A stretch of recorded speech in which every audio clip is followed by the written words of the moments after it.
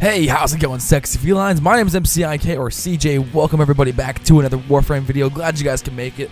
Welcome back. Today we're going to be doing another top 5 video to go along with the rest of the top 5 videos I made you guys for some reason hate so much. But anyway, guys, for today's top 5 video, we're going to be talking about my top 5 favorite Warframe abilities. Now, these are not just like the best abilities overall or what scales the best into late game or end game. These are just what are the best to use and the most fun to use in my opinion, and my opinion only. You know, I just really enjoy using these abilities. I think they're a lot of fun to use and really enjoyable and satisfying when you use them. And also they do help out quite a bit when you're going into late game. I'm not saying anything specifically. I'm not saying that these are the best abilities to use. I'm just saying these are my favorites. And what do you feel? I suggested me to do this video a long time ago, and I've been meaning to do this, so I've been procrastinating the fuck out of this video. And we're here now, and we're finally doing it. So now some of these are not all ultimate abilities. They can actually, some of these actually are their first abilities. So like I said, guys, it's all just on how fun they are to use and how well they work. And if I really just enjoy using them, basically. Yeah, guys, so I judged it off of that. But anyway, guys, without further ado, these are my top 5 favorite Warframe abilities. Enjoy.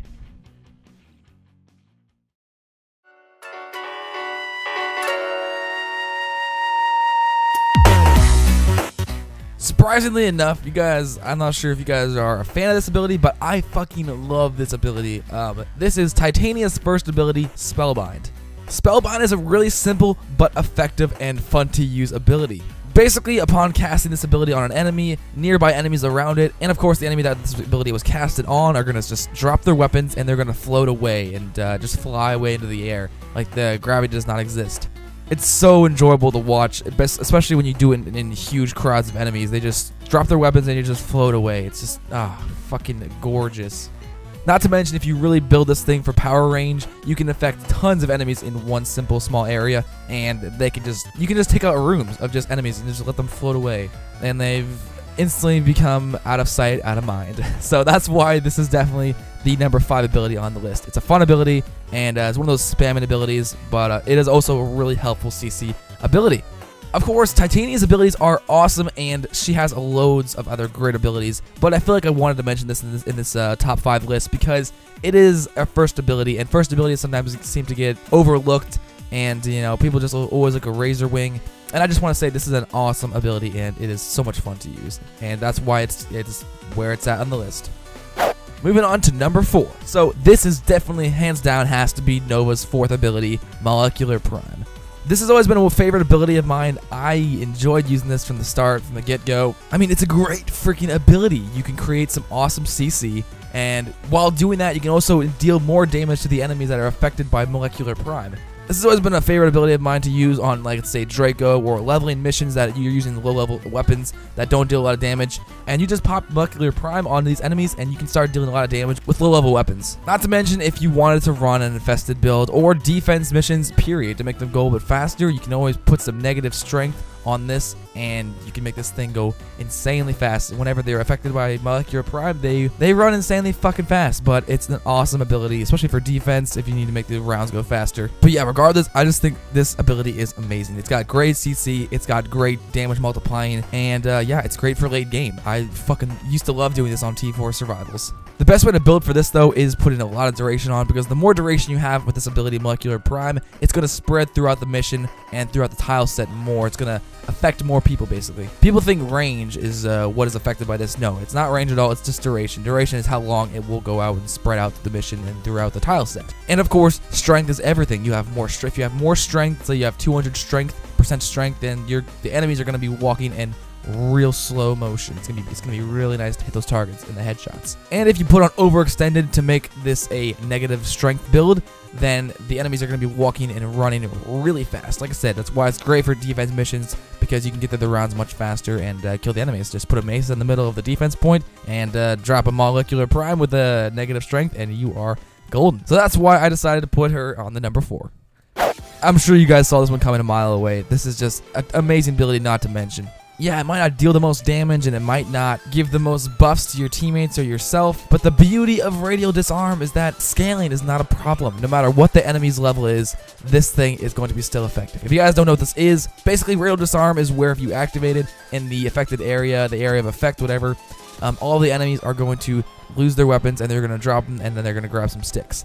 It's fucking awesome. It's just fucking great. Because whenever you're playing really late into the game and there's high-level enemies, they're going to be able to one-shot you. So taking away their weapons is probably the best thing you can do in that late game. Of course, it's affected by efficiency and range, so you want to make sure you have a good efficiency build. Preferably max efficiency would be great, and duration is not needed, and neither is strength. That is unless you want to make an invisibility build with this, but usually I just go singled out and just go disarm only. And yeah, if you have max range in this thing, it is really nice. You can just affect pretty much every enemy in a single room, and they will drop all their weapons and start running at you. And of course, from there, you can easily crouch control them and take them out one by one. It's an awesome ability, and the fact that it doesn't scaling is not even a problem with it is, you know, that is why it's probably one of the best abilities in game. But of course, I put it on the third list because, you know, considering how fun it is to use, it can be fun sometimes here and there, but it is mainly, you know, fucking amazing to use. You know, spamming 4 though over and over again, it can get a little bit tedious, so that's why I put it on number 3, because it's still a good ability, but it does get a little bit boring at times. Coming in at number 2, we have Inaros' Scarab Swarm. Ever since I got Inaros, this ability has fucking, I fucking love this ability. I'm sorry, it's great.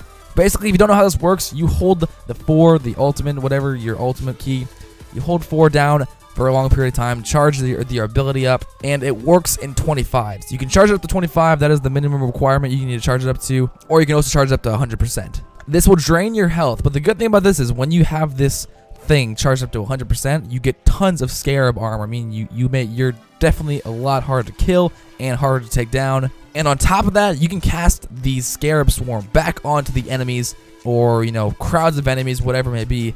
And as soon as you do that, they're going to be stopped in place. They're going to start swatting around, trying to get rid of the fucking scarabs. And they're also going to be drained of health. And the health is going to be dispersed back onto you and your allies. That's why this is my number 2. That is why, because this is such a good ability. It's great CC, and it also gives you guys back health. So it's going to increase your health, and it also increases his armor quite a bit until he, of course, casts it on enemies. But of course, you can charge it back up again after he casts it. Also, a good thing about Scarab Swarm is it spreads out to other enemies. So let's say you get let's say you have good range. You want to build range for this thing because range is key for Inaros. So if you activate a small one enemy and other enemies start to come towards it, if they get close enough, they will get affected by Scarab Swarm, and the infection will spread, and it just kind of goes throughout the mission.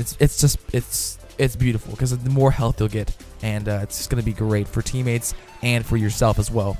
Of course, Inaros' abilities, they're all freaking beautiful, and I love all of his abilities, but I just had to mention this one in the number 2 list because it is definitely a favorite of mine. Last but definitely not least, can I get a drum roll, please? Cole, would you please be a bitch and edit a drum roll in? Thank you. For the number 1 slot for this list, we have Banshee's Sonar. Now, I know it's a little bit weird, but I definitely felt like this was necessary to add this for the number 1, simply because of a couple of reasons. 1, it does great scaling into late game. 2, it is a lot of fun to use. And of course, 3, I'm sure you already guessed it, crit! So yeah, it's got amazing critting potential. I definitely love Banshee for that reason only. Well, I wouldn't say only, but it's kind of why I run her most of the time. If you guys don't know what Sonar does, basically, it's her number 2 ability, and when you cast it, it's going to affect enemies all around you. And make sure you have a good bit of range, because range is going to be very helpful for this ability. Anyway, when you cast it and an enemy is affected by Sonar, they're going to get a small little blimp on their body. It's going to be a target, and that target is a multiplier. It is an insane multiplier, I don't know exactly how much it is. 200? 300? It might even be more. It might even be like 600 multiplier. It's just fucking ridiculous. I know that you can really increase the multiplier by quite a bit by using power strength on this build too. So if you have a lot of power strength, this is going to be fantastic. So when you're building this, you want range, efficiency, and power strength, a little bit even of all of them. I'd say a little bit more power strength than anything. But yeah, if you use critting weapons like the Soma Prime or the Dread, or bows like that, you're going to get some insane red crits and just crits in general. It's going to be beautiful. That's why I love running this, because you can deal so much damage to high-level enemies with the crits and all the crit damage. Not to mention her augment for this ability, which is Resonance. If you guys don't know what Resonance is, basically it's whenever you kill an enemy with the target, and let's say you hit the whole target on the enemy, when he dies, that is going to create another sonar. It's going to disperse and create another area of effect, and it's going to add another sonar to each enemy that's affected. So even if an enemy already has a sonar, it's going to add another one.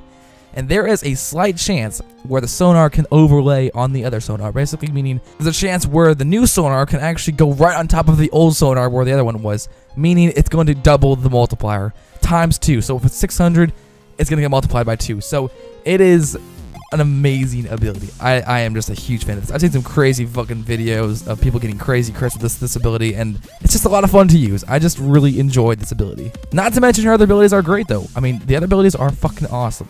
I just had to mention this because this is probably my favorite ability by far, and probably always will be, unless they nerf it. If they nerf it, fuck you, T. Fuck. Anyway, guys, those are my top 5 favorite Warframe abilities at the moment. Currently, we'll see what happens in the near future. Things might change. Who knows? Anyway, thank you guys so much for watching the video. Hopefully, you guys enjoyed. Let me know what you guys want me to record in Warframe next, and I'll see what I can do. Thank you so much for watching. Hope you guys have an awesome day. Subscribe today to join the Feline pack. That would be amazing. You guys would not regret it. Trust me. Thanks for watching, guys. Have an awesome day. I love you guys. Stay sexy. Stay cool. And don't forget to always take your daily dose of anthrax. I go hard in the motherfucking paint, nigga. Then you stankin', nigga. What the fuck you thinking, nigga? I won't die for this shit or what the fuck I say. Front yard, broad day with the SK. See Gucci, that's my motherfucking nigga. I hang in the Dell with them hits or killers. Walk up like a flame boy, the hood ass nigga.